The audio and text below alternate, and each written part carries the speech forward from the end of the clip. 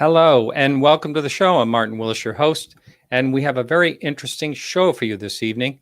My guest is the one and only Whitley Strieber, and Whitley is known for a lot of things. An amazing horror novel, The Wolfen, 1978, The Hunger, 1981, both of which were made into feature films.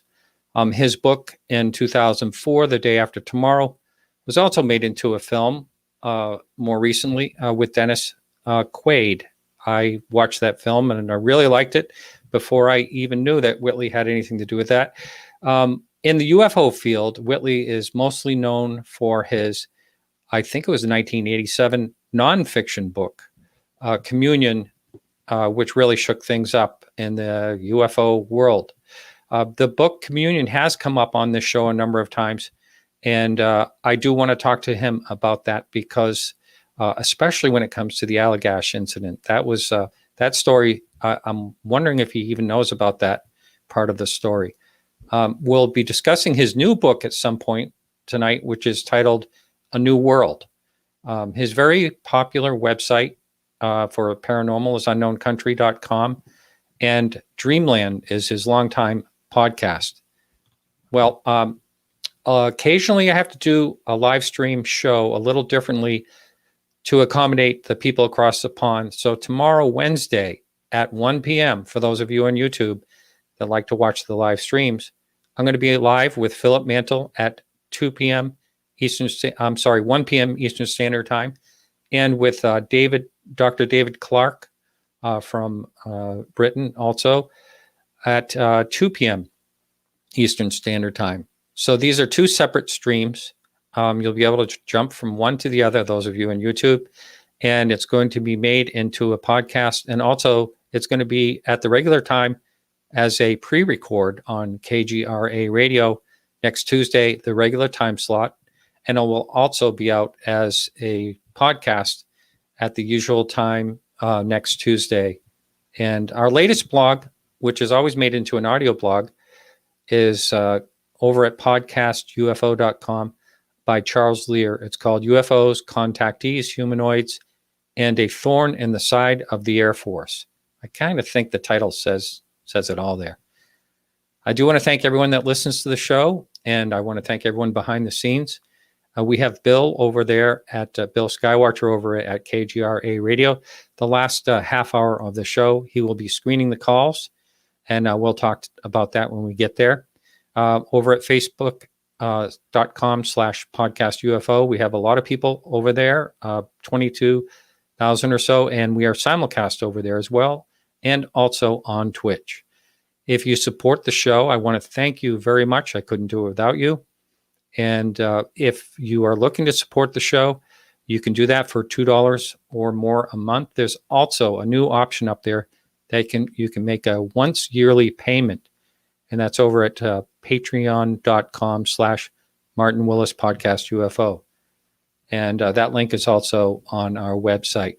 So without further ado, I'd like to welcome our guest tonight, Whitley. Welcome to the show. Thank you. I'm glad to be here. Yes. Now, Whitley, when I first started looking into this topic, your name came up a lot. And I remember, just trying to find out more about your situation. Now, I'm kind of a newbie on the block. I've only been around this topic since I had my sighting back in 2006. So, like I say, I'm kind of a new one on this. I've had the show for about 9 years. You've had your podcast for a long time over there.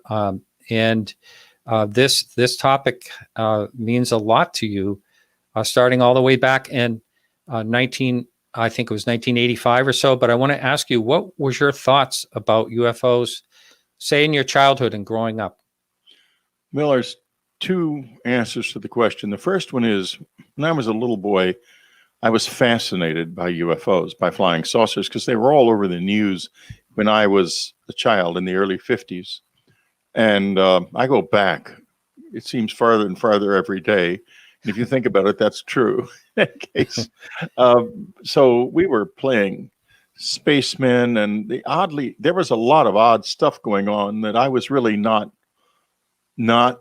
cognizant of For example, one lady who was interviewed by Edward Conroy, the reporter who wrote the book about me called Report on Communion, Lynette Glasscock, who lived up the street, her son and I were close friends, said that I used to complain about being taken by the spacemen when I was having overnights at their house. And there's a lot of that sort of thing in those days. And then his father was involved in what was then a very famous UFO incident, the Levelland, Texas UFO incident, where this object was seen hovering over fields near a highway, and it caused cars, including his car, to stop. So we boys were just obsessed with this stuff. However, I then became a teenager and put all the childish stuff behind, forgot about it entirely. One friend who knew us back in the 70s when Ann and I were living in New York, and we were talking one night. We used to have, we were in the Gurdjieff Foundation, and after our meetings at the foundation, a group of us would come over to the house, to the apartment, and just chat and kind of talk about things and, what we'd discussed in the meeting, and just a social chat. Someone brought up UFOs, and I reacted and scoffed and said, let's not waste our time talking about that sort of ridiculous stuff. And that was the only thing I remember from that until 1985 about UFOs after I was a child. Wow. Wow, amazing. And so this kind of, now you had some success, really good success as a novelist. Yes. And I think where, a lot of people question right off the bat is, he's a great fiction writer. Is this another fiction book? Your title in the book, I think, even says a nonfiction. Yeah, well, that question has been asked about 750,000 times, and 751,000 one. I mean, yeah. The answer is always the same. Yeah. At this point in time, and this has been the answer for a while now, it's probably the most multiple witnessed paranormal experience ever. There are, I think, at least half a dozen direct witnesses, many of them named witnesses, who had experiences with the visitors at my cabin. The Afterlife Revolution adds a whole group of experiences people had with Anne after she passed away. And there are yet more witness experiences in A New World. So it's a very extensively witnessed event or series of life events. It's not fiction. Nobody can do that. I couldn't get all these perfectly ordinary, normal people to go running around telling lies about having experiences at my cabin, for example. And these are extensive experiences. Edward Conroy and Raven Dana and Laurie Barnes, among those who can be named, had very incredible experiences at the cabin. Jock Sondulescu has died. Annie Gottlieb, who was his wife at the time, they had an experience at the cabin. She's still very much alive. These people have borne witness. You have that much witness, and if someone wants to say, well, it's fiction, that's what they want to say. It's not necessarily what's true. Let me ask you this. So I know the cabin's long gone out of your life, but has that continued? Have you checked to see if things have continued on there? They have not. They have not. So it's just following you. It has to do with me. Yeah. It isn't. It isn't local. It isn't location related. I know the visitors very well now, and they are here, and they are involved with me, and it's something that I guess I must have agreed to do between lives, because I could, unless they I just sort of, when I got curious, and they got used to me, and we're co-workers now, pretty much. So Well, let me ask you that. they'll go wherever I go, even into hotels. Wow. Now you've called them visitors for a long, long time. Is there a more accurate term at this point? I want to stay ambiguous about it. And right now, within the many parts of the people who think about this and work on it and are at the edges of the intelligence agents, agent agency level are trying to think about what is it? And that's very much my question too. I saw a tweet by one of the TTSA guys. I'll remember his name in a minute. That was saying that the next step is to try to identify the source of all of this. What is it? We know it's not a foreign power of any normal sort on this earth, but that's really all we know. The question of its origin is a very open one at every single level.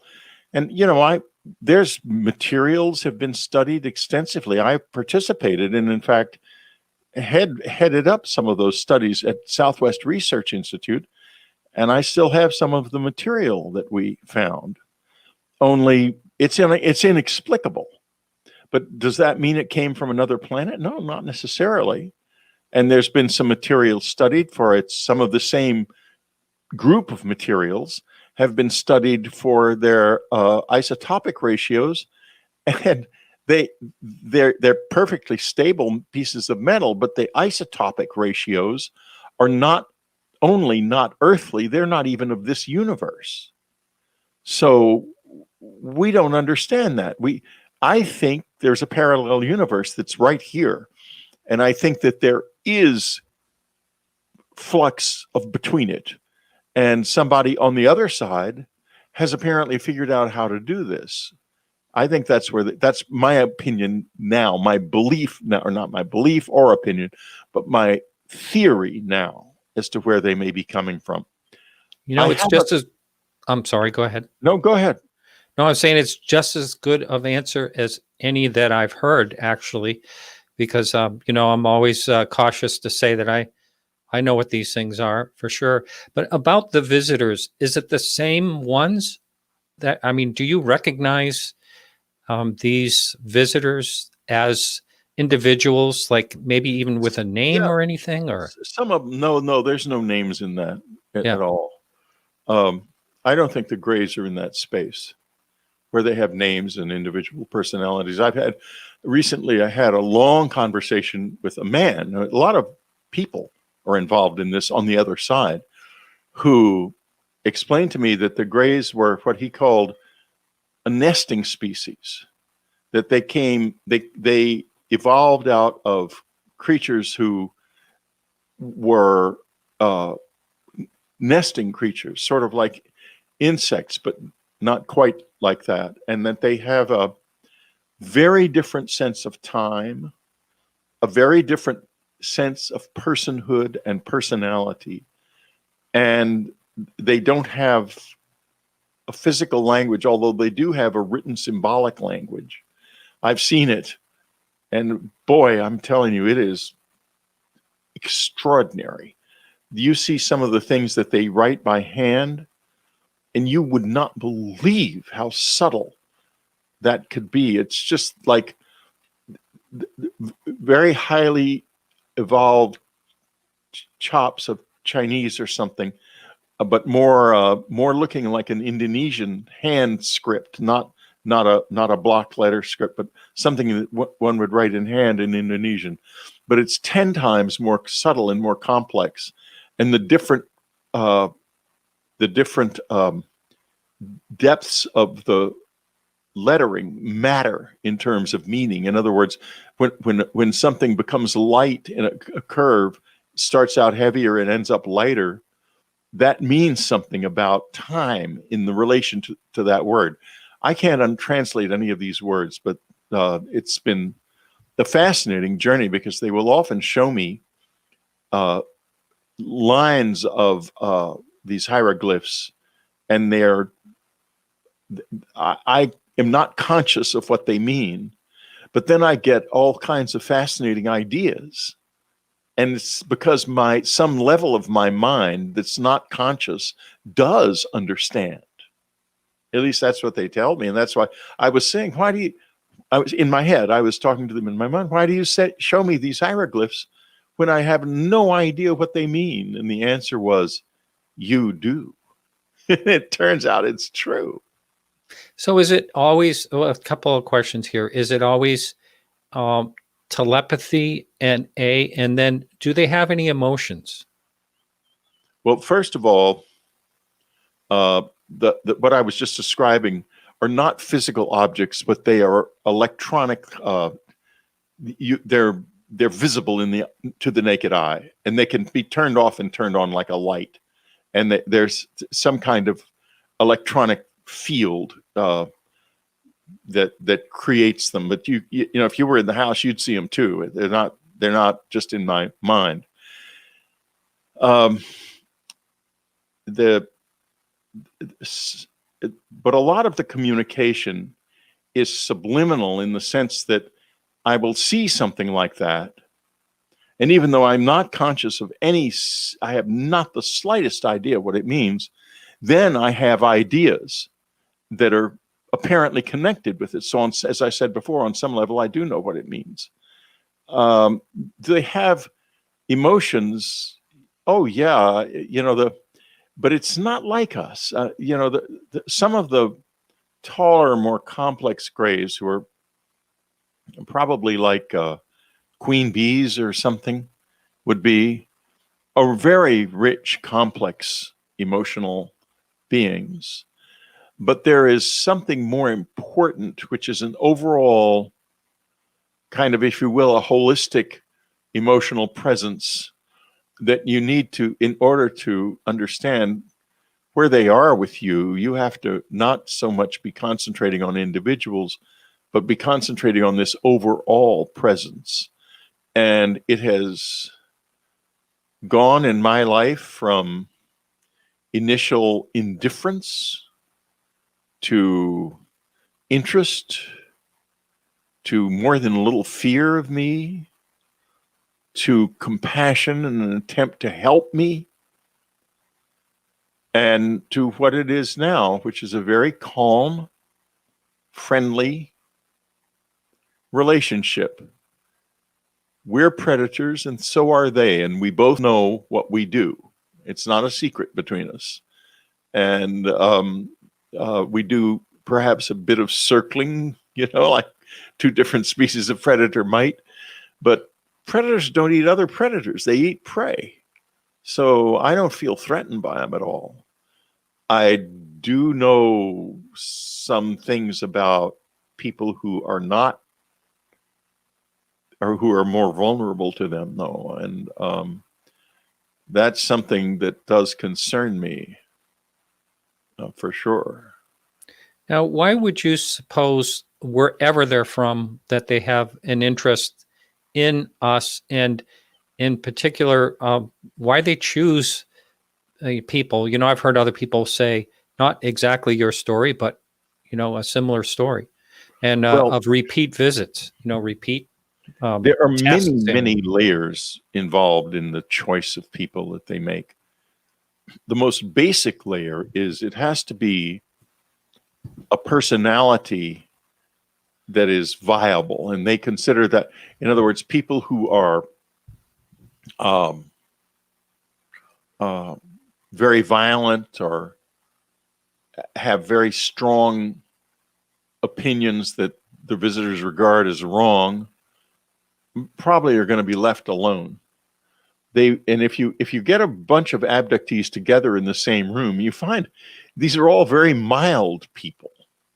You know, they're like me. I mean, I don't have much of a temper. I haven't raised my voice probably 10 times in the past 30 or 40 years. I mean, you know, I'm very mild-mannered, and which I don't understand. I have a lot of, you can imagine how confusing modern politics is to me, because people all screaming at each other all the time. It just makes no sense. It's like watching beings from another planet to watch my own American compatriots. Yeah. So in any case, that's one level. There has to be a level of intelligence, and they prefer people who are intelligent but not highly educated. And that's because if you have a high level of education, they're not going to be able to break through to you. I mean, this is people they want to, if these are people they want to interact with. Like a perfect example, there was a physicist who used to come to our cabin a lot. And he absolutely was an absolute skeptic. He had to be, because if they were real, then his entire worldview was wrong. And he had built that up. He was highly educated. And this was his treasure. This was his intellect was his precious treasure. So we go down to the circle where the visitors took me up. And at that point, we had a circle of stones, and we're sitting there meditating together, the group of us. And suddenly, this is afternoon, this marvelously beautiful shaft of golden light comes down into the middle of the circle from above. It was lovely, lovely. And when you looked through it at the others sitting on the other side of the circle, they looked magical. They looked, it's like their souls were very beautiful, and you were seeing still the body, but you were seeing it, the sense of the soul, because of this, what I would describe as holy or sacred light. Only he couldn't see it. The rest of us all could. There were 9 or 10 people in the circle, including children. He couldn't see it. Couldn't see it. Huh. Then what happened? He got a horrible splitting headache because his mind was fighting that vision so hard he could not afford to see it. Now, that's a person they're not going to bother with, because what's the use? Then another reason is they like rural areas because it's safer if they're going to be doing physical movement of people, and they can do it in a more hidden way. And they like areas where there is a lot of flux of different types of people, different DNA and different sexual material and so forth. And so they'll hang out in like ex-urban areas, not so much in really rural areas, although that does happen. But their ideal place is a strip of little towns near a huge city. Like where I lived, we were 90 miles north of New York City in a little town. And people were coming back and forth all the time. And so that was the kind of place they would hang out. And they found me largely because they'd known me before when I was a child. And I was doing the Gurdjieff Foundation sensing exercise, which I know now makes you glow in a certain way that they can see. And so there was this little guy out there on weekends, and 11 o'clock at night, he would start to glow. And they got interested and came back, and the relationship began very violently and rockily, but it's not violent and rocky now. It's working pretty good. Wow. I've said this a few times on this show. If something like this was going on with me in my life, I don't know how I could function. It would take every minute of my day obsessing over it, trying to figure it out. I mean, that must have been difficult. But if you would, can you walk us through back in 1985 when this just came bursting into your life, basically, in the cabin? Yeah. It had started the summer before. I did not realize that. That summer, we were living at the cabin, and every day I had a horrible headache. Every day. And of course, it was because I was doing the same thing John, the physicist, was doing. I was pushing this away. They were there then, but I didn't know it. And I was absolutely terrified. I bought guns, alarm systems, all kinds of stuff. Had the windows screwed closed downstairs. It was ridiculous. I mean, my wife thought I was going nuts, and she wasn't entirely wrong. But because I was full of fear in this lovely, quiet community. The last crime had been probably committed 10 years ago, and it was somebody who walked out of a restaurant without paying. It was really, really a low-grade crime area. And so then comes October, and the first strange thing happens. Jock Sandalescu or Annie and Annie Gottlieb are at the cabin. They're sleeping in the guest room downstairs. Our son is in the room next door. Anne and I are in this master bedroom upstairs. And suddenly at like 3 o'clock in the morning, the entire cabin is filled with bright light. It's a foggy night, very dark outside. Bright light. I mean, it just was streaming in the windows like the middle of a bright sunny day. And I thought, holy God, the roof's on fire, because the wood stove had been going, and I thought it had maybe set the roof on fire. So I jumped out of bed. Then, and as I jumped out of bed, there came from outside a huge bang, an explosion. And then it became totally dark. And then my son woke up, and he was screaming. He was 7 years old. And I went downstairs. Jacques and Nanny were both awake. And I said, they were coming out of their room, and I said, don't worry, it's okay. There's no fire. And then I went into my son's room and comforted him.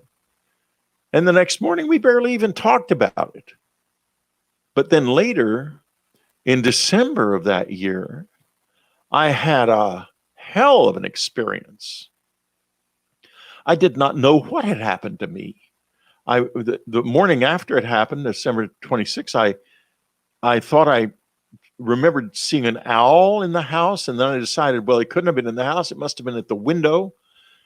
And in the evening, I went up and looked at the window, but see this, there must be tracks or marks in the snow on the windowsill, and there were none. And that began a long period of wondering, am I going insane, or is this criminal activity? What has happened to me? It took a while, like weeks, for the UFO idea to pop into my head. And it came along when my brother had sent me a Jenny Randall's book called Science and the UFOs for Christmas. And he was sort of interested in that stuff. I love my brother, but at the time I thought it was a fairly kooky interest.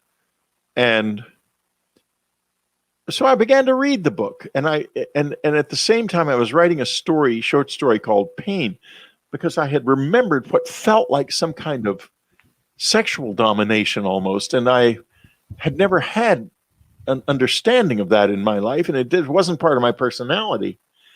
But so I was trying to kind of explore these strange feelings this way in this short story, and I was reading the book at the same time, and you can tell when I got to the part about UFO abductions in the book, because all of a sudden the short story's got all this UFO stuff in it that shows up.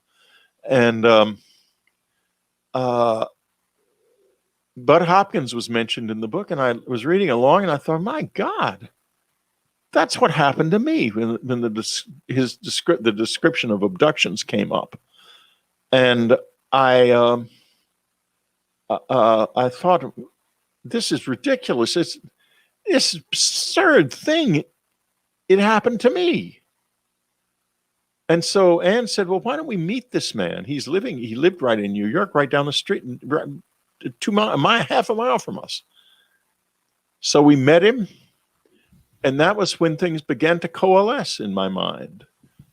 He wanted to hypnotize me, but I'm not going to be hypnotized by someone who's not a licensed professional.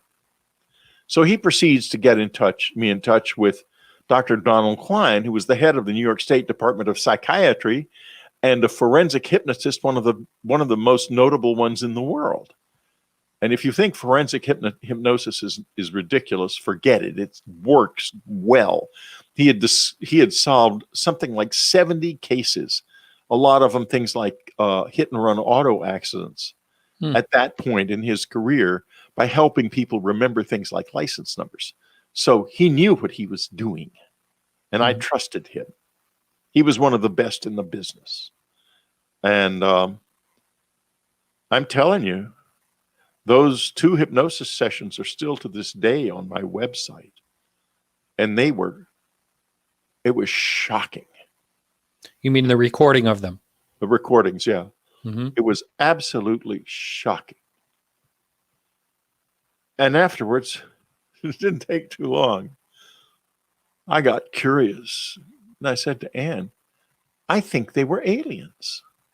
And she says, well, why do you think they were aliens? I said, because, I mean, they looked like giant insects and they had weird stuff and they did weird things to me. And I think I was in a flying saucer. And she said, okay. And then it occurred to me that if I was going to go anywhere with this, I had to re-engage with them if I could. And I started walking out into the woods at night. And she said, are you sure you want to do this? Because she'd heard the hypnosis sessions and everything. She said, Whitley, you were in trouble. I'm glad I still have you, to be honest. And I said, well, honey, I can't not do it. I have to do it. The first night, walking out alone in the woods at 11 o'clock at night, I couldn't get any farther than the edge of the grass of the yard. And putting one foot in front of the other, I think it would have been easier to walk up a gallows. Huh. That's when it started. That's the beginning. Wow. Amazing. Now, what compelled you to write your book, and when did you write it? Communion, I started it. Let's see, I wrote Pain first. And at some point during this period, Anne said to me, Whitley, this could be a wonderful book. And I thought, yeah, that's right. It's a fascinating story. At the time, we were completely outside of any UFO community. We didn't know what it was like, that there were people in it, anything. We knew nothing whatsoever about it. And so I thought it would be interesting to sort of write it down and see what it looked like. And it kind of turned into a book. I began to really get into it. And it was a very big, incredible experience. And I realized that if this is in any way true, I have a responsibility to do this. And, you know, looking back, I was getting ready to go into politics. I had just published a book called War Day. I had loads of political connections from my family in Texas. I could have definitely gone into politics in a big way, and I was planning to, and I didn't. And to this day, I do not know whether that would have been the better decision or not. Because when I see the political situation now, I think to myself, could I have helped this country? Could my presence in the political world have been good for the country, stabilizing? And, you know, my personality type is ideally suited to negotiation. I'm very good at that kind of thing, and I'm not passionate, but I am intense, and I have a clear moral compass. So I might have wasted my life here. I'm not sure. But I have, however, opened up a door in many, many people, because that communion face. Yeah. That face. Can you grab that painting? Yeah, I've got it right here. You just did before the show. Yeah. And this is for the people at YouTube. But if you're familiar with it, check this out. That's the original artwork. The original artwork from the cover of Communion. And I sat side by side with the artist. That's what I wanted to find out. Wow. Yeah. And got him to paint this. Just and the head's a little different. It's not as big as it was in real life, but the sense of power and the expression, the little smile, this is a right painting in a lot of ways. Yeah. And I want to talk about that. And you may have known this, Whitley, but that picture alone has really created a lot of things have changed because of that. That picture has changed the world, undoubtedly. I want to ask you this: were you aware of Jim Weiner from the Allagash incident? Were you aware of his story? No, I'm aware of the Allagash incident being an important close encounter incident, and a multiple witnessed one that has a lot of credibility, but I'm not aware of it in detail. No. Well, I'd like to tell you something because I think this will really interest you. So I spoke with Jim Weiner and Chuck Fultz, that is, but I talked to Jim Weiner directly about the Allagash incident. He walked me all the way through it. And he had 10 years or so went by after the incident. They had no clue what happened to them. It was complete memory loss. Jim Weiner was working on a construction site in a home, and the floor in a closet was not there. It was taken out, and he didn't know it. He walked into a closet, and bam, he fell down into the basement and had all types of medical issues. He was in a hospital for, I think he said several months, but I don't know exactly how many. It was touch and go for a long time. One day, they were coming around a cart with books, and on the cart was communion. He looked down at that book and flipped out. Oh, wow. The memory came all back to him.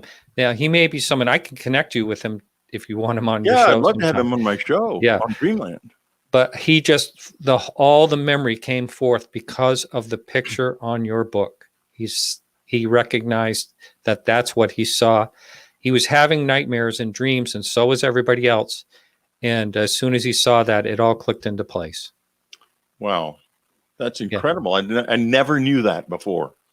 Really? I'm so single-minded. I'm an obsessive. When I'm writing a book, I'm on that, and I do my show, and I have a tendency to be a little bit, have blinders on because I'm very, very heavily involved with the visitors. And I meditate with them at 11 and very much more intensively at 3:00 in the morning every night. And it's just very involving. Very involving. Wow. And I'm trying to do things that that are useful and valuable, and that they're never going to say you should do this or you should do that. But when I do something that they think is good, they really pitch in, and it becomes incredibly fascinating. I just finished a book called Jesus, A New Vision, which is about the life of Jesus, and it is unlike anything that's ever been written before. It doesn't claim he's an alien or anything like that, but I was helped by people who have certain knowledge of what happened historically. And boy, you never really will read anything like it. It should be out hopefully in January. Wow. So that and other things, I'll write other things, and they have no interest in them whatsoever. And so, yeah, we're getting a lot of questions in the chat, and every once in a while I'll pop one up. And this gentleman right here, whoops, Whitley, you're gone. What happened? Ooh, he just absolutely went away. Ah, boy. All right. So let's see what we can do here. Really nothing I can do on my side. I'm just hoping he checks back in.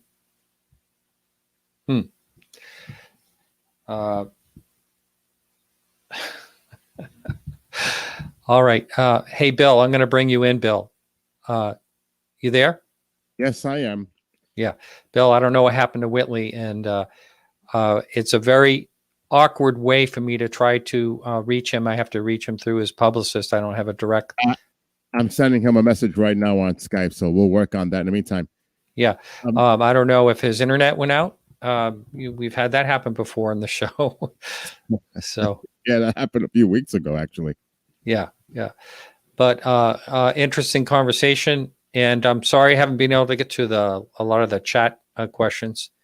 But let's see. We're still waiting for him to come in. The one thing I'm curious, when they made the film Communion, I wonder if he had any opinion or input on who would portray him. Christopher Walken obviously was chosen. Yeah. But I just wonder if he had any kind of a role in deciding who would be the actor portraying him. They had to have gotten an opinion from him. You know what I mean? Oh, here he is. Oh, good. Okay. I'm going to bring See you him later. back in. All right. You're back. Yes, did I give offense? What happened? I was going to ask you the same poof, question. you were gone. I was going to ask you the same question. All of a sudden, you were gone. No, it just was suddenly gone. Wow. The screen, the whole thing was gone, just like that. No Men in Black showed up at your door or anything. Huh? No, they didn't. They're outside with some little machine screwing with the computer. Yeah. Well, glad to have you back. I was going to say, I was just saying, actually, there's a lot of people posting questions. I can't get to them because of the way the conversation is going along here. But here's one pop up. You can see it on the screen. Lou is the guy's name here. That's a good question. He talks to them every night about what? Well, a lot of things. They're interested in the survival of this species. They want us to survive. And so there's a lot of give and take about why we apparently are not going to do that. They don't think. And there's been a lot of research of ideas about the book. And lately I've been trying to get them interested in helping me work on a screenplay I've been writing. And so far, they've sort of been interested, but that weren't nearly as intense as they have been about the three books. They were very intense about Afterlife Revolution and super intense about A New World. That book, they were just blazing about. I mean, they kept giving me deadlines of September the 15th, October the 15th, November the 15th of 2019. And then I was told, do not miss the last deadline. And I thought to myself, if I miss the last deadline, what will happen? And I decided, why don't you not find that out? And I made the last deadline. Now with this new book, the deadlines are not so strong. But what it has been is that what will happen is I'll get material, and then I have to dig into the existing scholarship to see if I can confirm it in some way.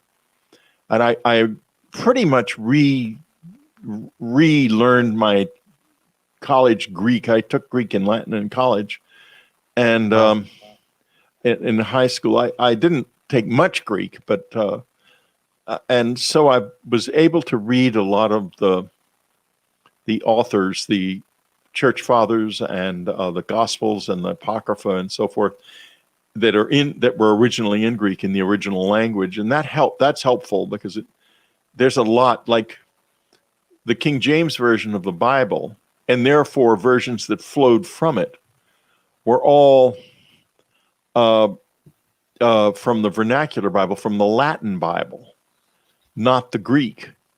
And that's very important because the different words, like in the Latin Bible, in John, when it says in the beginning was the word is simply verbum, and it means just that, word. But in the Greek Bible, the word is logos, and it means much more than word. So in the beginning was the Word, and the Word was with God, and the Word was God. Could easily be in the beginning was harmony, and harmony was with God, and harmony was God. You see the difference? So that's the sort of thing I've been working on. That's the answer to this question. I see. Okay. As far as time, have you ever asked them questions like, how long have you been doing what you're doing? How long have you been visiting people other than myself? They started the abductions in the 1960s and ended them in, I think, 1995 or shortly. Or I think maybe it was 93. Anyway, it was a program, and I haven't been able to get a very clear idea of what it was about, but I think it had to do with two things. One is they want to use our DNA in some ways in sexual material. I think they had a program, pretty sure they had a program of hybridization. I'm pretty sure it failed.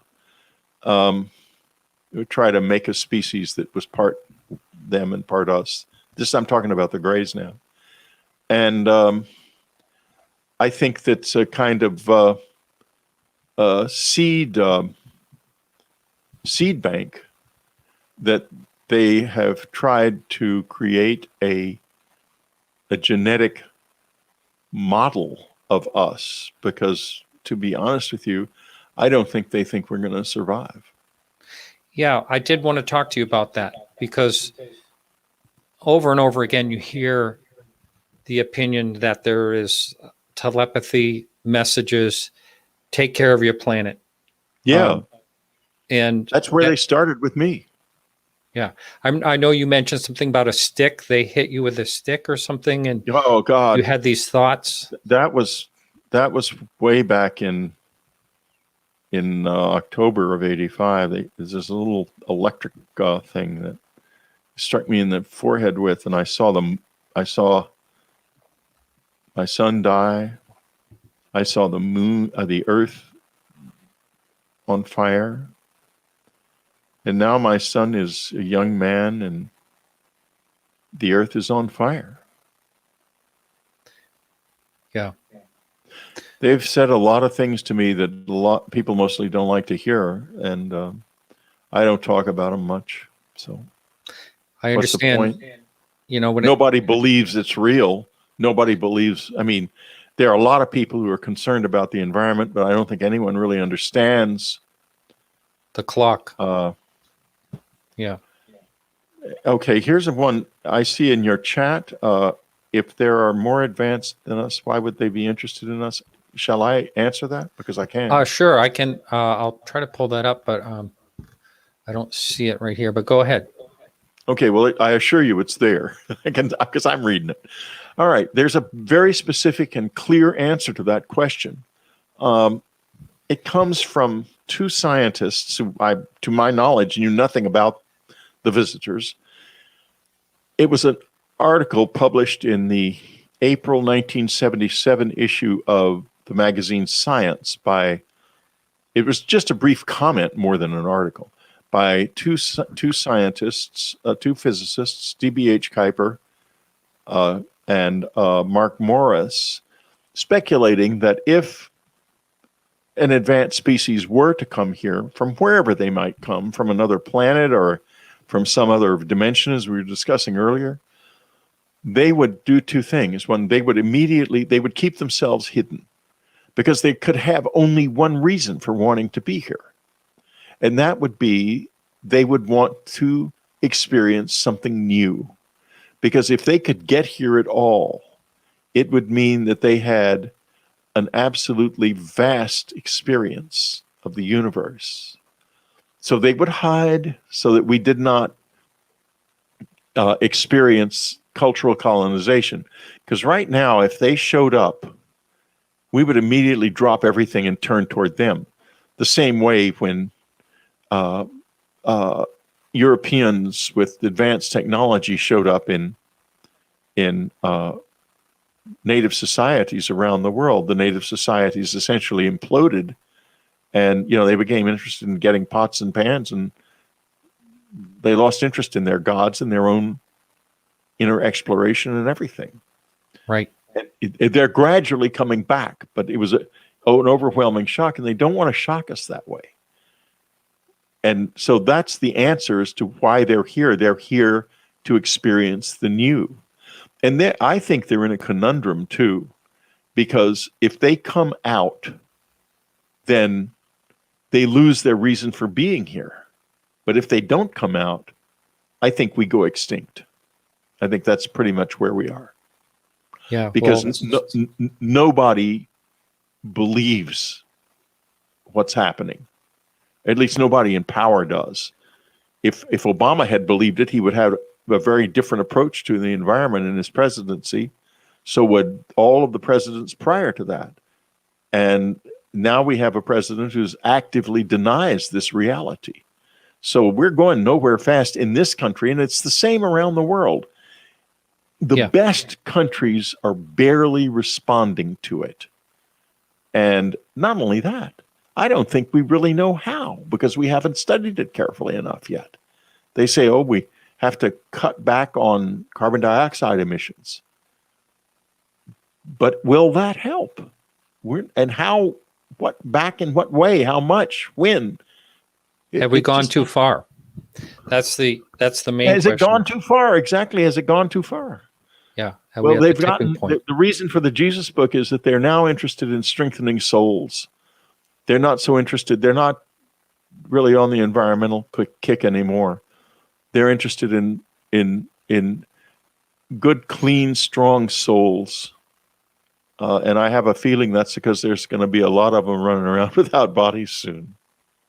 Well, we go into break in just 3 minutes, but I wanted to ask you this question first.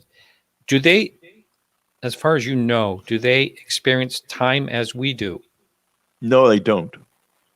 I do know that very well. I see them, and I think the easiest way of seeing, when I say them, it's such a huge array of being reality out behind that little word. It's almost like a shorthand that's too short. But anyway, they see reality they look into time from the outside. Let's say we are like in the river of time. We're floating in the river of time, and time is streaming past us. They are looking down into the river of time from the bank. And when they want to contact us, they have to fish in the river, like take us out of the stream of time. And that's hard to do for them and for the person it's done to. It's terrifying because of what we are and why we're here. And we can get into that later if you want, since you're coming up on a break. Yeah, we are. We might as well go into break, and then we'll talk about that later. Also, I wanted, after we come back from the break, I'm making a note to ask you about when you first thought you were in a saucer and why would they need a saucer, but we'll be talking about that on the other side of the break. For those of you on YouTube, I'm going to be playing a clip with Whitley and someone I got to know, a neighbor of mine, Tom Snyder, the late night host. That clip will be playing now, so hang in there. We'll be right back on KGRA right after these messages. With Whitley Strieber, the author of Breakthrough, and to complete the thought that these beings could be not necessarily from another planet. We have no idea what they are. I don't think anybody has. There's a lot of people speculating about them being aliens or being from some other level of reality, but we don't even know what that would mean, another level of reality. But what I did... No, but we do know that we use about 10% of this up here, and the other 90% goes unused. Well, you know, and possibly they know how to kick it into gear for us. In the book, that's what I'm saying I think it's about, that I don't think they're more intelligent than we are. I think that they have the use of more of their brain. I think they can see, like, beyond time, and I think we can, too. I think that's why they're here. I think they're trying to sort of draw us to their level. That's my thought. That's their purpose in coming here? Well, it certainly seems to be something along those lines. How have they changed you? I mean, are you smarter now than you were then? Are you brighter than you were then? More in tune with yourself? No, I'm not as scared as I used to be. I was a very frightened person without realizing it, but having dealt with them for 5 years now, I know everything there is to know about my fears, and I'm not. They're really. I'm. You know, I can. I'm just not that. I'm just deeply not afraid. Can anymore. you communicate your fear to them? Did you? Well, by screaming, you did. Yeah. Yeah, I think I communicated my fear quite clearly. And do they now not scare you anymore? I don't think it's really ever been about that. I think my fear had to do with me. And what happened was, you know, I got 140,000 letters came in after I wrote Communion. I'm surprised only that few. Oh, no. I would think millions. Millions. No. That was a lot of letters for long, detailed descriptions of this.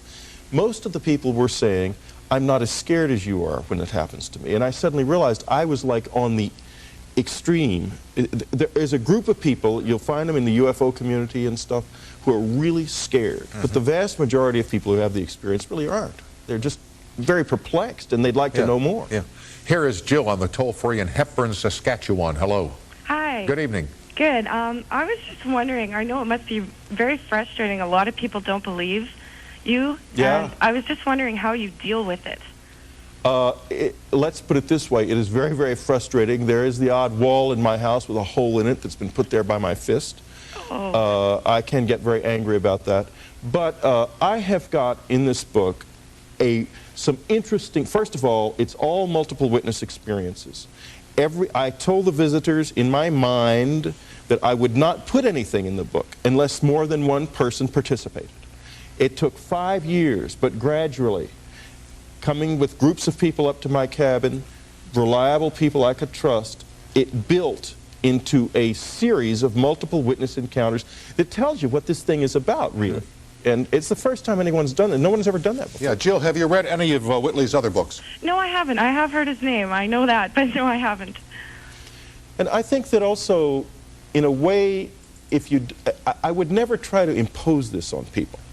I think there's a reason like the visitors. you said to me, if you don't believe it, I understand. Yeah, there's a reason that the visitors keep it secret. I mean, they are not trying to impose themselves on people. Therefore, I have in my book adequate, for someone who's had contact, this book's got proof in it. For someone who thinks it's probably real, this is going to take them over the edge. They're going to decide it probably is real. For someone who does not want to believe in this, the book's not going to push them. Jill, I'm glad. Okay, coming back in 3, 2, 1, go. All right, welcome back to the show. My guest this evening is Whitley Strieber.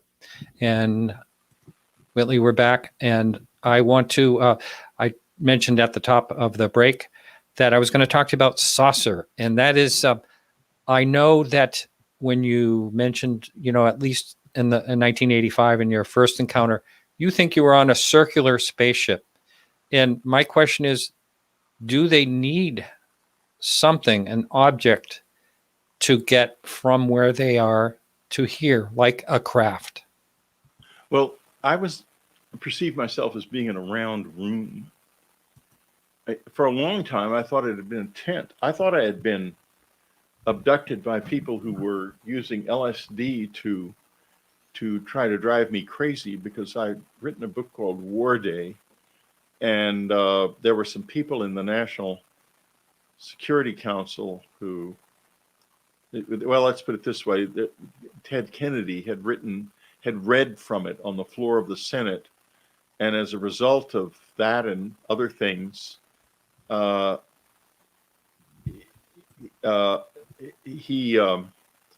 had made some of the people in the administration very angry, because they'd been looking for a big budget increase to FEMA to pay for hardening our industrial complex against possible nuclear attack. And the book put an end to that idea. And I had been told by a Senate staffer that I was liable to be targeted.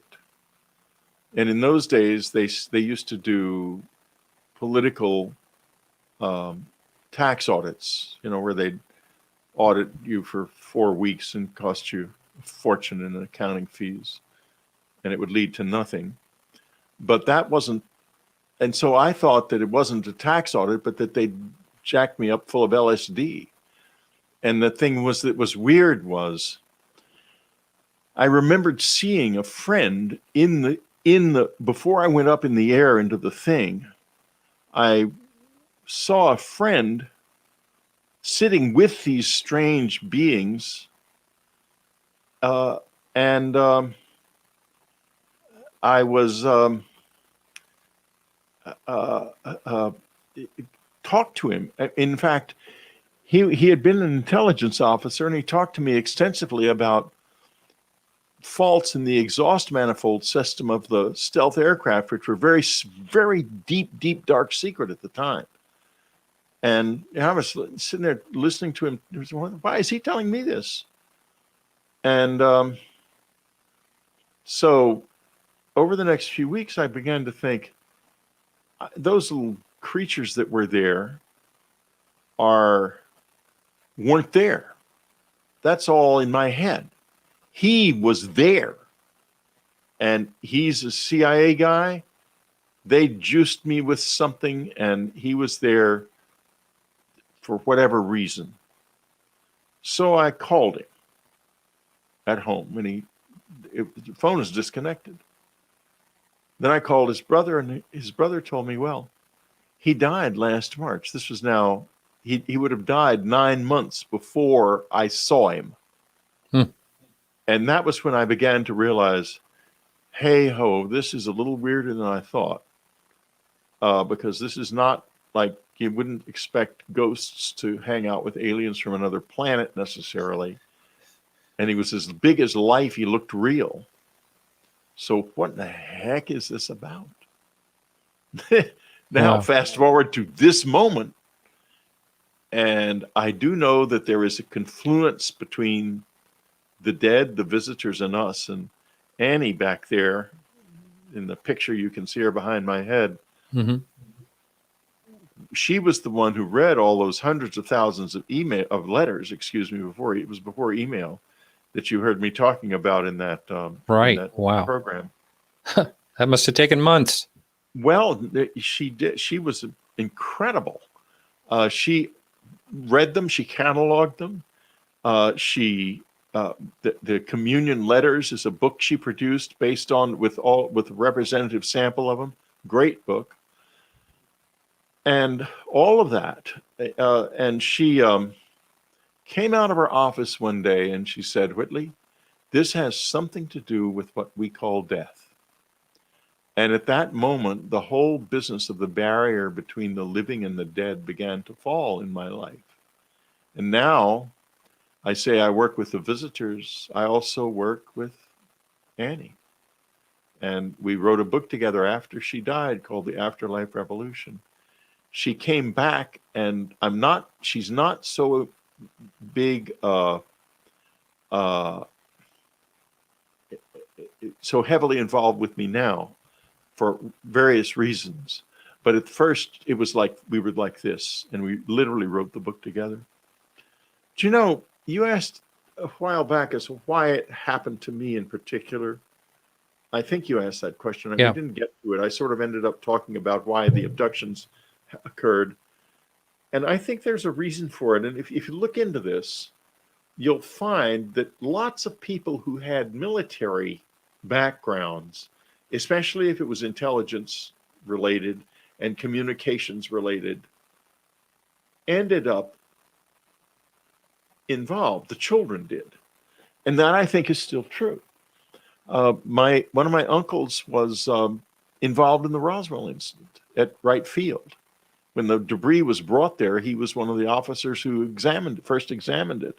And he introduced me to his commanding officer, Arthur Exon, who told me he gave me a whole long thing, a whole long thing about that I based my book about Roswell Majestic on. It's fiction because they couldn't give me any documentation, but much of it I think is from life. So that was there, and my father was somehow involved. To be honest with you, I don't know how, but Guy Hicks, who was the commanding officer during the Mantell incident in 1947, where a young officer was Captain Mantell was apparently shot down by a UFO. And of course, the Air Force said it was anoxia and all this stuff. Well, for some reason, Hicks ended up living like a half a block away from us. Huh. And I was sent over to play with his kids, even though I didn't know who they were or anything. And I just, so there was some kind of locomotion there, but I don't know what it was. Can I address things that are flashing past in the chat? Is that all right? Or do you, do you see the chat? Well, I can do this. I can see the chat, yeah. Yeah. So this one, he just came. Why him? Why not a head of state or leader implement these plans to save humanity? That's a damn good question. Why do they go to some jerk who's on the periphery of the world and drop that ball in his lap? I don't know the answer to that question, and I wish I did. I wish I could say, well, blah, blah, they wouldn't, heads of state. Yeah, if they went to a head of state, it would damn well help, and I wish they would. And they haven't, and I've tried everything to get them to come out for just 5 minutes in a way that is undeniable to the world. And I can't get it to happen. And I just sometimes I think to myself, do they want us to survive or not? Or can they not decide? Or is there conflict or something that makes it impossible for them? I just don't know the answer. It's very, very frustrating. There was another question there about whether or not I took ever took LSD. The answer is absolutely not. I've had one experience in my life with marijuana. I walked into a room back in the 70s where there, during a party, there were people, it was illegal then, and people were very discreet about it. And they were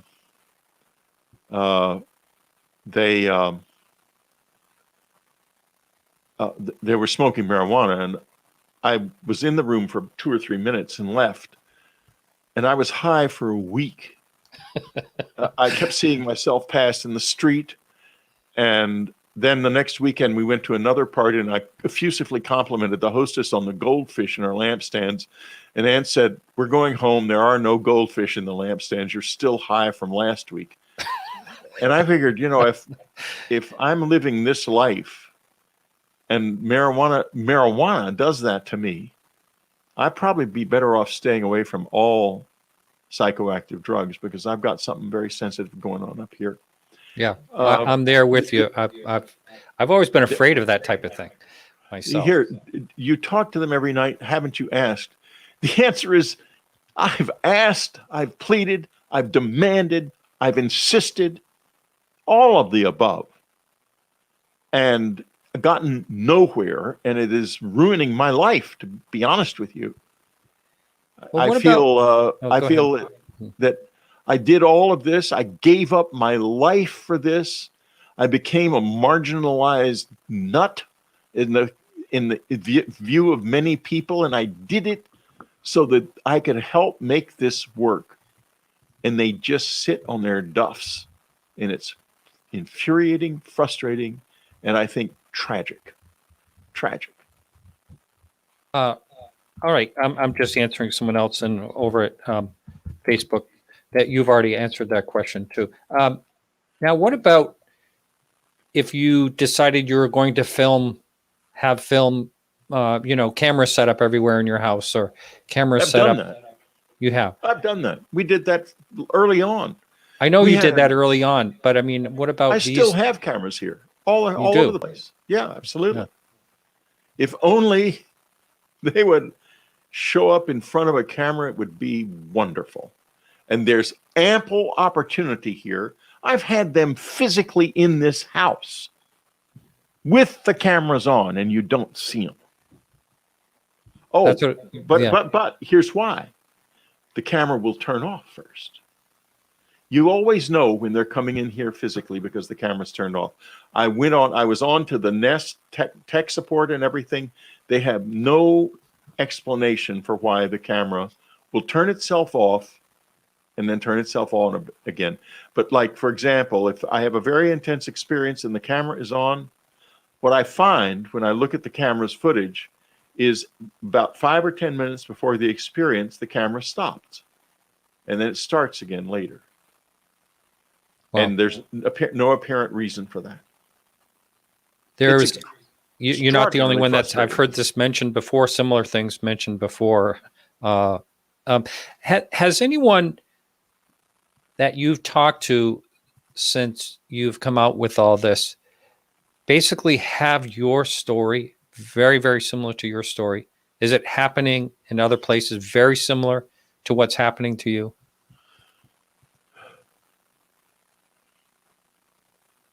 Yeah, but unfortunately, the people involved are very secretive, and I can't say anything more than there are some people who are equally involved, and some who are probably more involved than I am.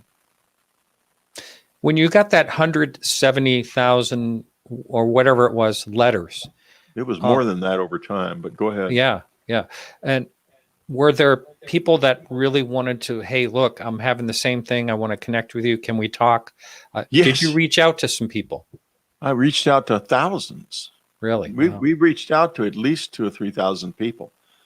And we did everything we could. We formed something called the communion groups, but it was invaded by what now are called trolls. And we had to close it down because it was a lot of crazy stuff started going on. Really nasty people. And I think they might have been people working for the government because they were there to wreck those groups. That was their purpose. Who knows what their motives were? You never know these days. People have got so many hidden motives. Because it's no different. I mean, if you read The Age of Philip II, the great, the first real spy master, the emperor of king of Spain back in the 16th century, he was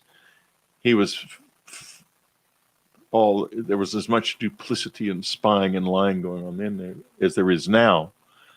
So, but people are just like that. Yeah. So someone posted here, you can see it. Alex wanted to know, what about, an analog photograph? Have you tried that too? Tried that. And in fact, the visitors even recommended a brand of camera to me, an analog camera. And I bought the camera. And the damn camera was incredibly difficult. You couldn't operate it. You could not work it. I could not work it. And they never showed up when I had the camera, when I could have just picked it up and clicked a picture. But and maybe gotten a picture. I got actually about 5 pictures out of the camera before I tossed it over my shoulder and ran like hell. But it had to be the worst, most. This is back in the early in the mid '80s, late '80s or early '90s.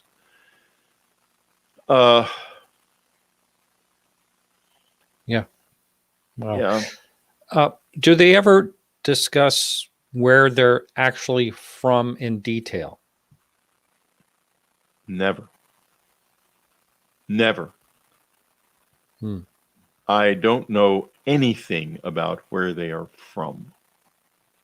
They would say, if asked, I think we're from here. And I've toyed with a fascinating idea. You know, one of the things that's characteristic of planet Earth is that there are many species with multiple forms. Tadpole turns into a frog. Yep. Caterpillar into a butterfly. What if we're a multiple form? We might be genetically encoded not to interact with the other forms. Who knows what a caterpillar thinks about a butterfly? Never thought of that. Yeah. Yeah. That is an interesting take. And I truly think, the more I look at this topic and other topics in the world, that I think we know so little. Do you feel like you may know more than the average person through them? I don't know if I want to answer that question, but of course I do. Of course I do. I know an immense amount I've had an extraordinary life, and there's no two ways about it. I have had. And I'm, in one sense, I'm very grateful for that. In another sense, I think they've marginalized me when I could have done much more in the world than I did. And I think I've been had in a certain way. I let my curiosity run away with me. I probably would have had a more richer and more valuable life if I hadn't written communion. I could have done this indirectly. In other words, I could have formed a relationship with them without writing about them, I think. And I might have been able to get a lot of value out of it without having to spout off all of my stuff in the public. So, do you think that writing, starting off with the book Communion, do you think that hurt your career? oh yeah, I destroyed it. I remember hearing you say that. I listened to something a long time ago, and it really hurt you financially overall, right? To come out with that. Yeah, I lost the cabin. And Right. it wasn't even very expensive. I lost everything. There was a point in time when Ann and we had our son in school, and we had a choice. We either paid his tuition, or he was away at boarding school. And because we were at that level of living, and we didn't want to take him out of his school. We almost had to, but we would have to choose sometimes between eating and paying his tuition. And we chose the tuition, and we borrowed money from friends for meals, and we lost the cabin. We lost everything.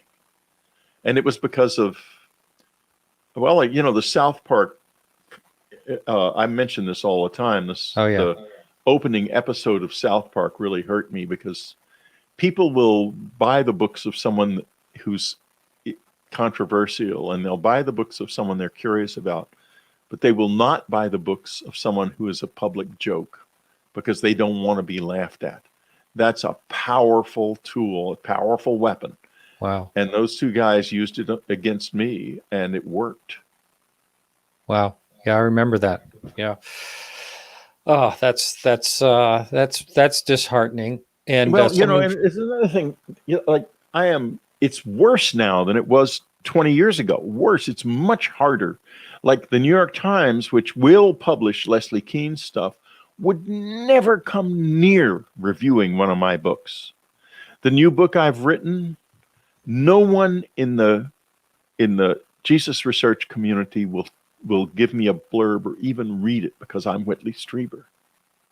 And believe me, most of them cannot write a book as good as that about Jesus. In fact, I'll go so far as to say no one ever has, as you shall see when it comes out. But they won't even touch it. If I send it out to Kirkus Reviews and the Library Journal and Publishers Weekly, if I get a review, it will be a negative review, and it will be a review of Whitley Strieber, not of the book. Period. And that's just the way the cookie has crumbled, and I think it's awful. Yeah. I mean, you have on one hand this kind of denial, and on the other hand, the visitors are sitting on their duffs and won't do anything. You talk about a frustrating life. That's exactly what I've got.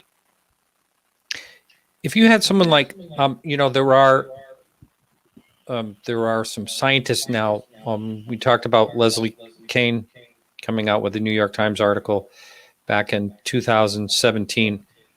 So there are a lot of scientists taking this topic more seriously. If you were approached by someone that wanted to study your situation, or have you been approached in the past? Oh, yeah, of course I have. They've got my DNA. They've got my MRI scans. They've got everything they need. They've even got information about the implant, including the signal. They've got the signal. So they've got everything they need. And what do I get out of it? Not a word. I drop all that stuff in a hole as far as I'm concerned. I did learn one thing, that my brain is quote unquote very unusual, and I found out why. There's an area called the white matter, which is very overextended in my brain. It's very large. And there are studies going on now that are trying. This is the area of the brain that governs paranormal and psychic experiences and stuff like that. So maybe that's an explanation. I don't know. Wow. Just popping this up just so you can see it. It's from Mary Gray. She's regular here. She said she will definitely read that book. But wow. You don't have to not believe in Jesus in order to like my book. Believe me, this is no secular take on Jesus. I know a hell of a lot about what actually happened. A hell of a lot. And it's going to be an interesting experience to publish it, because it's not what anybody wants to hear. It's especially the secular people. They do not want to hear this. They do not. Well, along the lines of what I asked you before, has a team of scientists lived with you for a long period of time? Has anyone have they gone to that extent now at the cabin? No, a lot of them came up to the cabin. Yeah. But they didn't have experiences except that, like what happened to John Gleidman. They would be there, and everyone else would have an experience, and they wouldn't see anything. Because they can't afford to have their paradigm burst. Yeah. I think I'm going to take calls now. We've had a very active chat tonight, so I'm going to bring in, here we go. And that number, everyone, is 855-472-5483. And if you have a if you have a question for our guest, feel free to give us a call.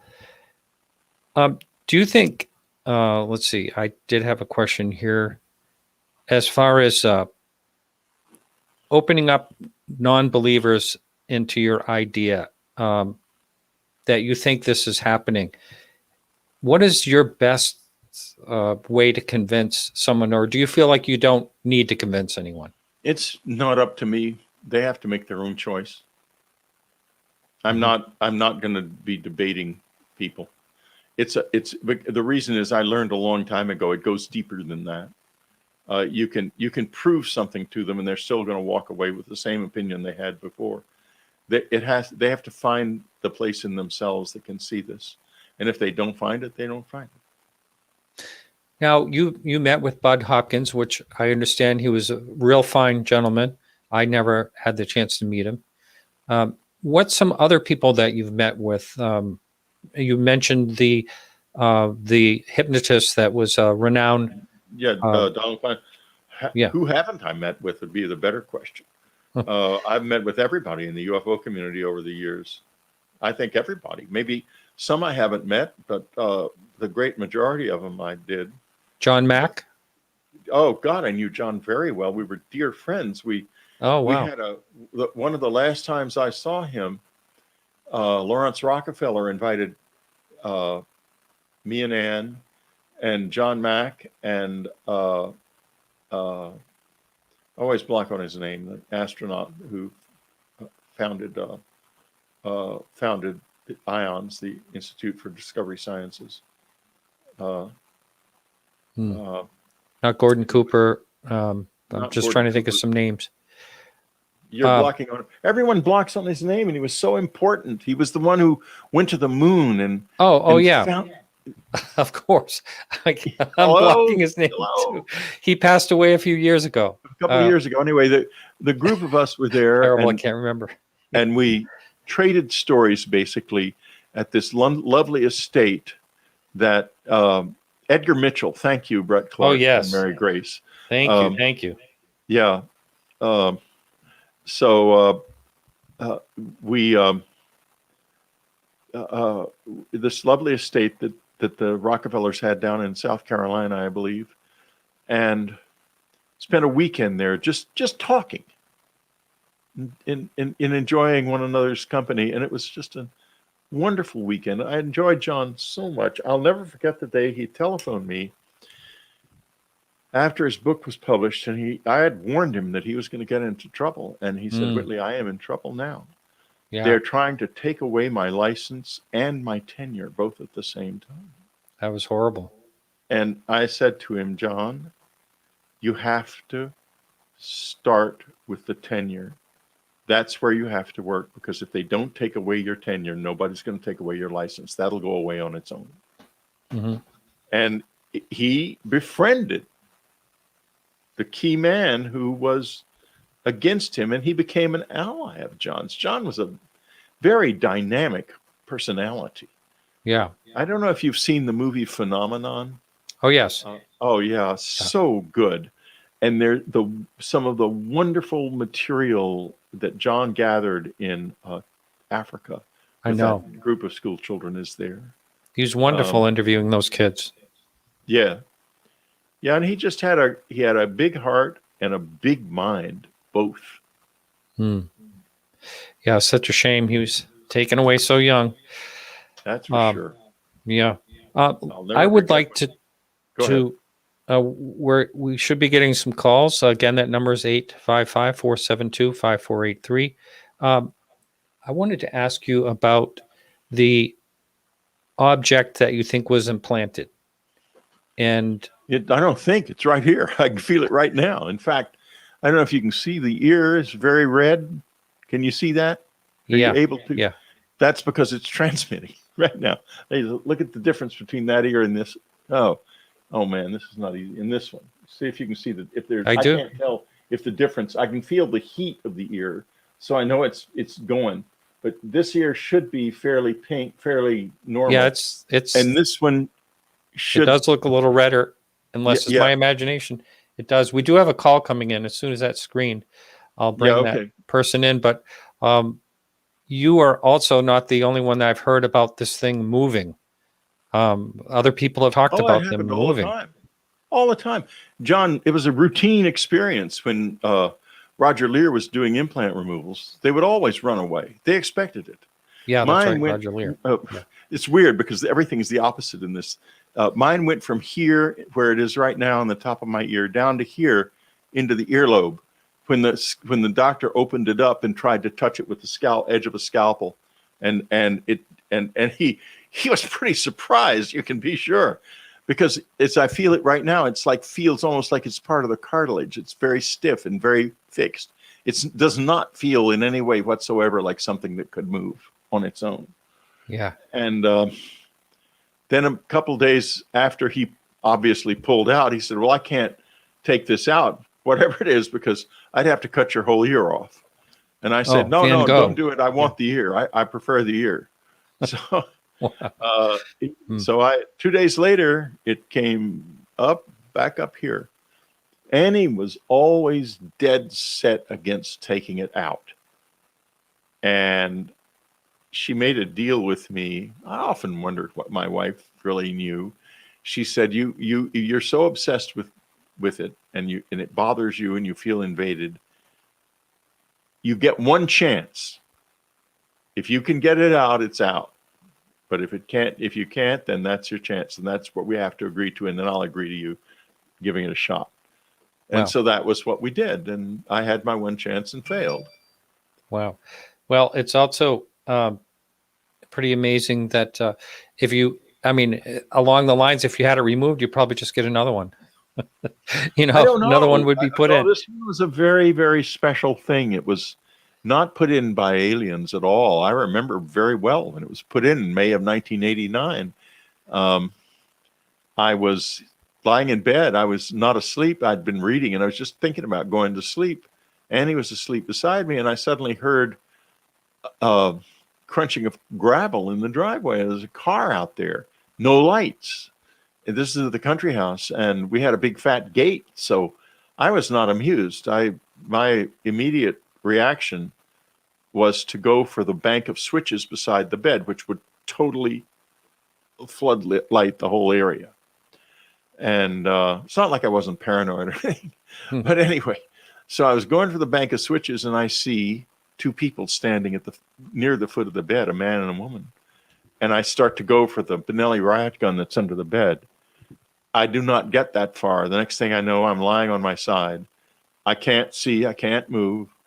And yeah, they're pressing me on this side of my head, pressing it into the pillow like in waves. And the woman's voice is speaking very gently. I don't know what she was saying. And that lasts a few minutes. I don't know how long, a few seconds, 30 seconds, maybe a minute. And there's a big flash of light and a crashing in the woods, and everybody's running away from who the hell they were. Oh, as I woke up, I heard a male voice in the backyard say, "Condition red." And you notice something about this? No aliens. I may have seen something in the room besides the two people, but I've never been sure of that. But this was done by people. Yeah, But you said a here's female, so a man and a woman, yeah. Here's the amazing kicker, and this to me is totally incredible. After recently, there was another effort to study it, and a lot happened, including a visit from some people prior to the X-ray, the CT scan of it, wanting to explain how it worked to me and asking me very specifically not to let them take it out, which I will never do now. And they told me, the man who came, and he was a human being. I mean, these were two people. They came at 4:00 in the morning, and they knocked on the door. And normally you don't answer the door at 4:00 in the morning. But when you are doing this and the knock comes, you do answer it. And I answered the door, and one of the men I had known before. I've seen him a number of times over the years. So they explained the whole thing to me. It's all in a new world. And before he left, he said it had been invented by a man named Constantine Rawdive. And I thought, what the heck kind of a name is that?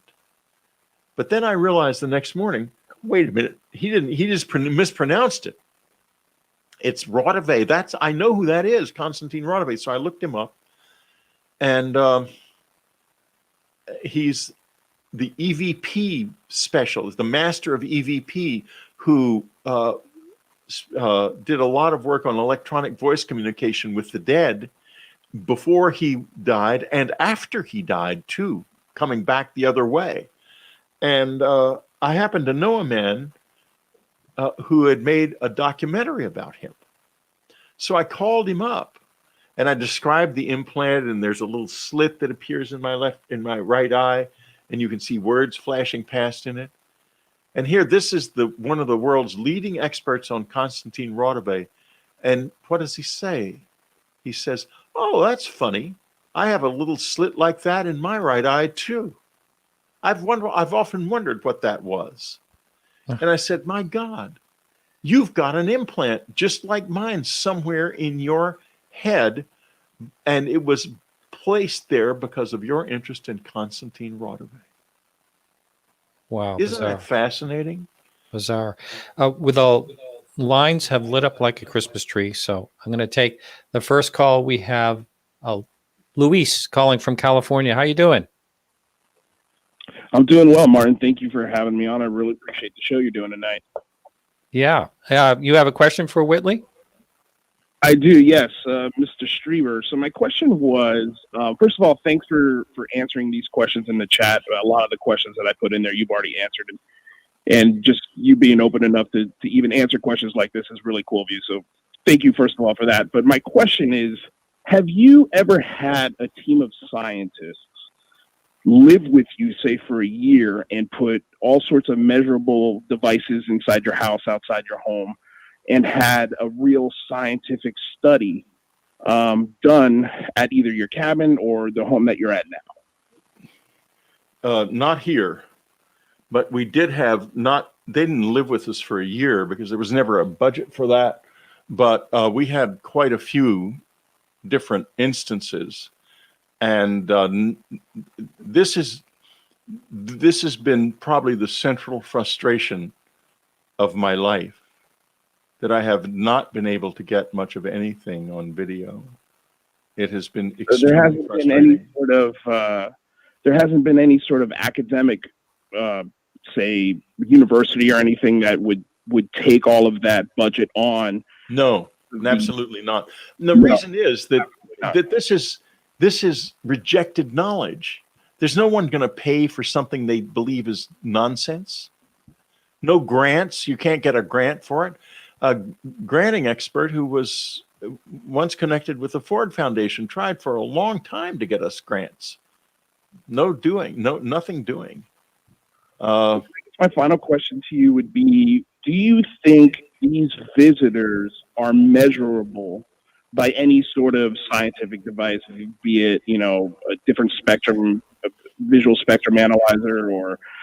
I don't know. I'm not a scientist. I'm curious your thought on that. That there must be electronic output. And I have a feeling they can be measured.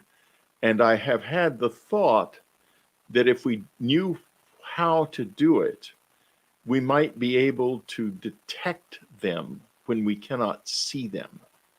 Like the animals in our life. Our cats were well aware of the fact that when they were in the house, you could see the cats watching them move around. If the cats could do it, there's a technology that could do it too. There has to be. Well, I appreciate you answering my questions, and I'll let you go on to the next caller, Martin. Thank you. Hey, Luis, take care. Just before we go to the next caller, this is critically a thing to understand, because the minute we fix this in reality, in our reality, the world changes. The visitors know that, and that's why they've been so coy and made it so difficult for me. I know it too. I know that if I could get them on my camera out there in the living room for a couple of minutes, it would change the world. I know that. And they do too. And if they are ever ready to do it, they'll do it with me or with who knows who. And what knows, they always do everything in very surprising and unexpected ways. Huh. But I'm not even sure we want that. It might be that we don't want it, But anyway, but go ahead. Let's go. Yeah, we have Jordan calling from Nova Scotia. Hey, Jordan, how are you? Hey, Martin, I'm doing great. How are you? Where are you in it sounds like you're talking in a soup can. What is, you got your phone? Is that your phone? Are you on speakerphone or something? No, I got you on headphones. Is this any better? Not really, but that's okay. Go ahead. You got a question for Whitley? Yeah, I'm very happy to see you on Martin's show, Mr. Strieber. I actually thank you. This morning I was listening to you on a old episode of Coast to Coast from November of '96. So it's I feel like I just hopped in a time machine and now I'm listening to you in 2020. Yeah. I'm in this time machine too, and I can't get out.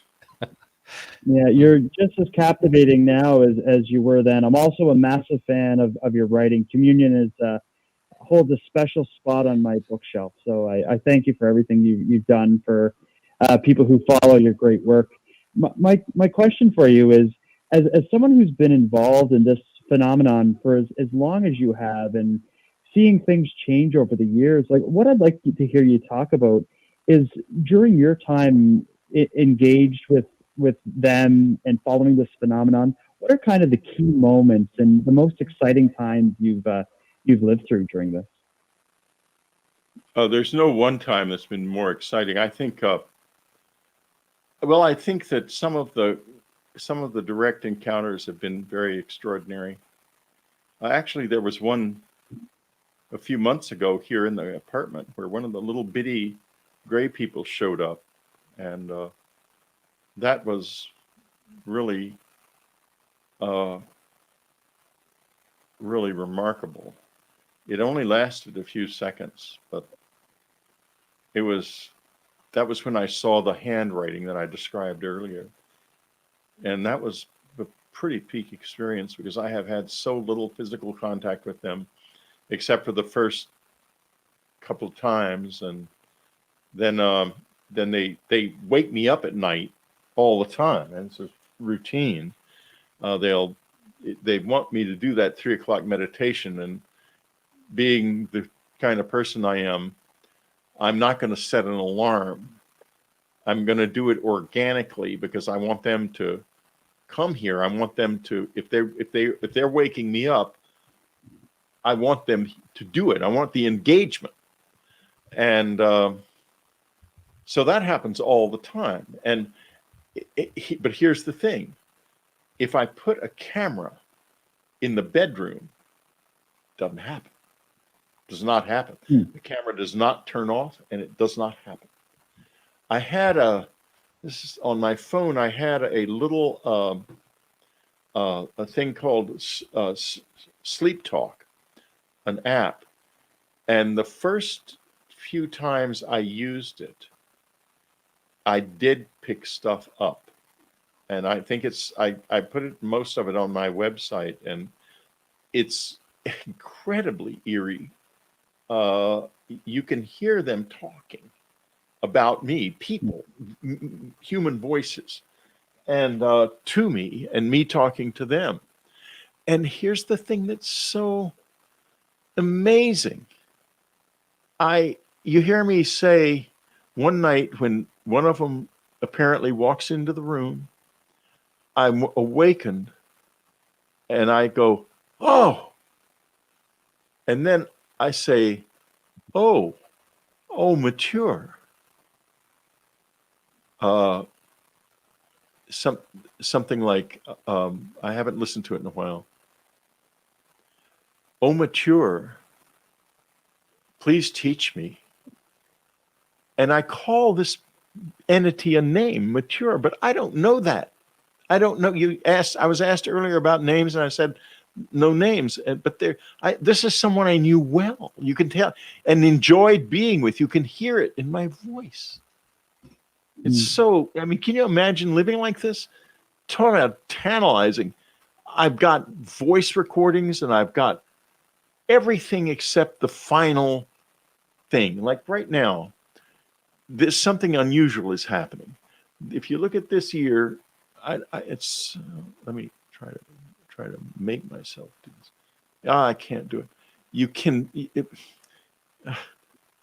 can see there's definitely that year is red. That's for sure. Yeah, this year it's not very red. I don't think. No, I can't see it. Nope. This year, is it much redder? There's definitely a difference in color. Yes. Okay, that would be the first time that has ever been filmed. Right now. Ever. It's been seen many times by many people, but it's never been filmed before. I'll do it again so we can get it on there. That is what the implant looks like when it's transmitting at a relatively low level. It can get much brighter and much hotter. I'll tell you what happened once at Southwest Research in Texas. It turned on in the office of the head of materials science, William Mallow, and the air just turned bright red. I mean, this year it turned bright red, and he rushed me into a signals acquisition lab, and I sat in there, and they did what they did. You were just sitting in a silenced room, and then after we left, and I said to Bill, did they pick up a signal? He said, yes, I think they did. And that was all he would say, because the Southwest is heavily involved with the CIA, and I guess it was a classified lab. 3 years ago, I'm at a library event in San Antonio, and suddenly a couple of guys walk up to me and said, Mr. Strieber, we just wanted you to know that the signal that we got from your implant all those years ago remains the single strangest signal that we have under study. And they walked away. Interesting. Wow. Jordan, anything else? The only other thing I'd be curious to hear you talk about, Mr. Strieber, is the connection you have with them and the communication you have with them. Is that affected in any way by your need to almost defend yourself from the naysayers? Like, I feel like you're often needing to almost back yourself up on all of this being real and true. Like, does that affect your ability to communicate with them and the relationship you have with them? Boy, you're hard to hear. Yeah, it was hard to hear that, Jordan. I'm sorry to say, but I think Were he you was able to basically make saying. it out at all? I think he was basically saying, do you have? Has it affected your relationship with them, Jordan? I don't know if you can talk any clearer, but I think we're going to have to move on to the next caller, Jordan. I'm sorry about that, but thank you. Is this any better, Martin? We just can't understand you. It's hard to understand. Yeah, it might just be a bad connection. But thank you, Jordan, and I'll talk to you soon. Thank you. All right. Why don't we take this last caller and make that the last call of the evening? We have, let's see, we have 7 minutes left. So, Ron from Minnesota, welcome to the show, Ron. Hi, Martin, and great show. Thank you, Whitley, for being a guest. And Oh, it's my pleasure, as always. And I had a question about manipulation. Why would they manipulate us or certain people, if you will? And then on the communication and writing, are they using telepathy, auto writing, or I've heard of some people talk about auto writing. Is that like what you're doing when you write a book, or are you doing this on your own words? And I guess I'll go and hear your answer. I use the implant to research the books, and it's so radically different from anything we do. It's a little hard to explain how it works, but it opens up a slit in my right eye, in this eye like this, and you can see words flashing past at breakneck speed. You can't read them. When the two men came here and explained how it worked, this is what they said about that phenomenon, that what the implant is doing, it is finding words in my deeper mind, which we would call the unconscious, that are relating, that my mind is relating to what I'm thinking about on the surface. In other words, it's bringing my unconscious mind to the surface, but not in a way that I could consciously read it, but I can pick it up, even though I don't realize it. And so the way it feels is I suddenly get all these fascinating ideas. It's like having a muse on steroids or something. And that's why I think she back there has got something to do with it, because she was always my muse in this life, and I think she may still be. In any case, that's one of the ways it works.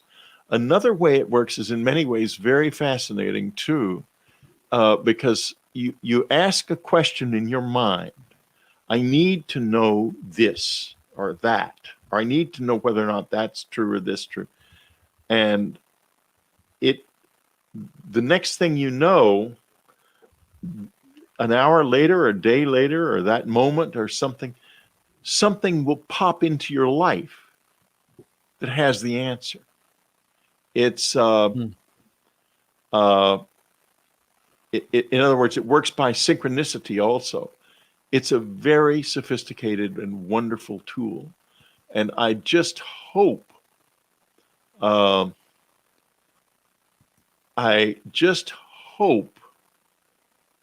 that someday it becomes a piece of technology that's in the hands of mankind, because I am just one little person and I can use it somewhat. The other person I know who has one can't use it at all. And I just think that we're right at the edge. We're standing on the edge of a new world. And for some reason, we won't spread our wings, or they won't, or we're just hanging here. Boy, I wish it would be let's fly. That's all I can say. Let's fly. Wow. Well, we are right near the end, and I don't know if you have time to even discuss this because we only have about 2.5 minutes. Oh my! Wait, 2 minutes is too short, Alex, to tell a story about the guy that was stalking your house. And well, he lived in the woods behind the cabin. He followed us to Texas. Are you kidding? Oh, absolutely not! And ended up standing in a little cul-de-sac beside the condo, and he wandered around in the condo complex. He looked like a child. He looked like an 11-year-old, about that size.